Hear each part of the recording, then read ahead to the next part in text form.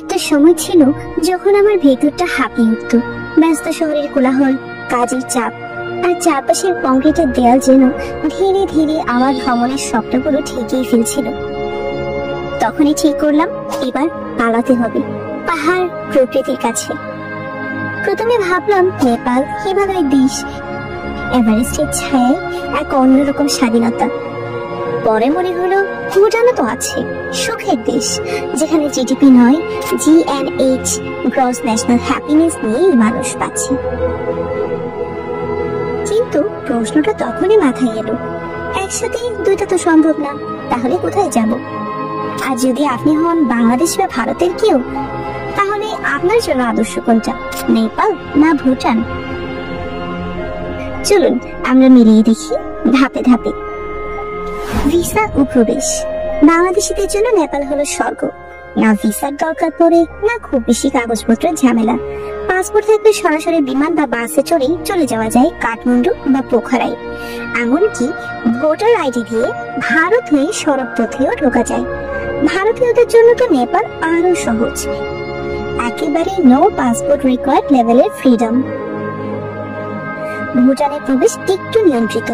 বাংলাদেশি ও ভারতীয়দের জন্য honourable permit পাওয়া গেলেও তা শুধু নির্দিষ্ট এন্ট্রি পয়েন্ট দিয়ে আর নির্ধারিত এজেন্সির সাহায্যে। তবে ভালো খবর, বাংলাদেশ ও ভারতের নাগরিকদের জন্য টুরিস্ট ট্যাক্স বা STF লাগে না, যেটি অন্য দেশের পর্যটকদের জন্য $200 পর্যন্ত হতে পারে। আমার মতে নেপাল বেশি ফ্লেক্সিবল ও সহজ। আপনার পছন্দ কোন দেশ কমেন্টে জানান। খরচ কেমন? নেপাল যেন বাজেট ট্রাভেলারদের স্বপ্নের দেশ। এক রাত হোটেলে থাকুন 800 থেকে 1200 টাকায় বা 800 থেকে 1000 রুপি।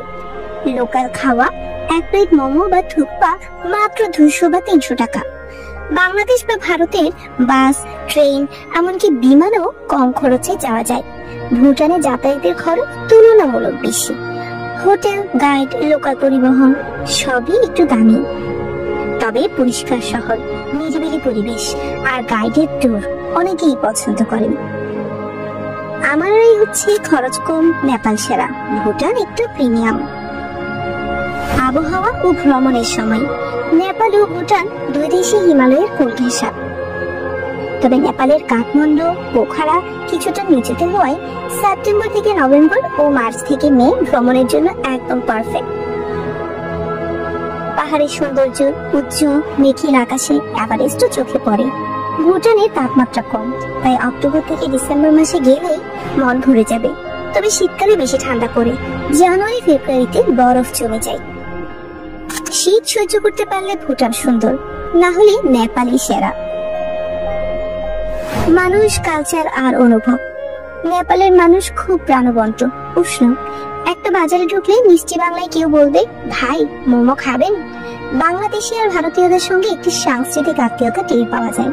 ভুটানে সবকিছুই নীরব, লোকজন শান্ত, রাস্তায় কেউ হর্ন বাজায় না, কেউ উঁচু গলায় কথা বলে না। সবকিছু যেন ধীর, বিনয়ী আর ডিসিপ্লিনড। কখনো কখনো তা সুন্দর, আবার কখনো একঘেয়ে মনে হতে পারে। নেপাল প্রাণবন্ত ও বন্ধুসুলভ, ভুটান ধীর, শান্ত ও নিয়ন্ত্রিত। খাবার ও লোকাল ফ্লেভার। নেপালের খাবার মানে এক রকমের স্বর্গ। মোমো, নিওয়ারি খাবার, ডাল ভাত আর সবটাই সহজে হজমযোগ্য। অনেকটাই ভারত বাংলাদেশ ঘরানার মতো। ভুটানে ইমাদাছি, যা চিজ আর কাঁচামরিচ দিয়ে বানানো হয়, তাদের জাতীয় খাবার। তবে এটি সবার পছন্দ নাও হতে পারে। খাবারের বৈচিত্র্যে নেপাল অনেক বেশি রিচ। এদিকে খাবারে নেপাল জিতে যাচ্ছে। নিরাপত্তা ও ক্লিননেস।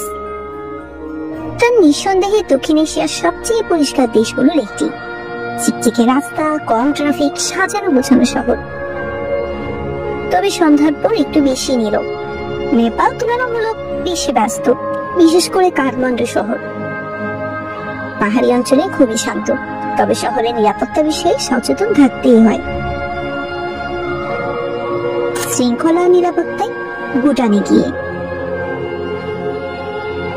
শেষ কথা, নেপাল হলো যেখানে আপনি হাঁটবেন নিজের গতিতে, নিজের মতো। পাহাড় আপনাকে ডাকবে গল্প বলতে। আর ভুটান হলো যেখানে আপনি সময়কে থেমে যেতে দেখবেন। এক গুহা থেকে ভেসে আসবে প্রার্থনার শব্দ, আর মনে হবে এটাই শান্তি। আপনি যদি হন এমন এক ভ্রমণ প্রেমী যিনি কম খরচে বেশি অভিজ্ঞতা পেতে চান, তাহলে আপনার জন্য সেরা নেপাল। আর যদি আপনি খুঁজছেন নিঃশব্দে অভিজাত ট্রিপ, তাহলে ভুটান আপনাকে মুগ্ধ করবে।